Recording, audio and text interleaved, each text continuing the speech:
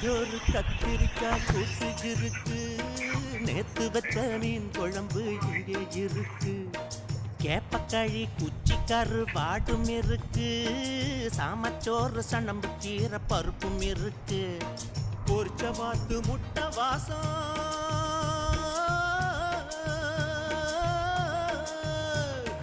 பொரிச்ச வாத்து முட்டை வாசம் பருத்தி காட்டு வரைக்கும் வீசும்.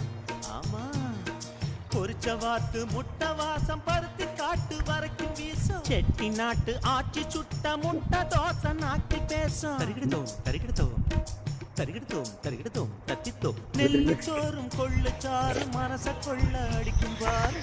ஐயா, சோழச்சோறும் புளிச்ச மோறு ரசிச்சு ரசிச்சு குடிச்சு பாரு.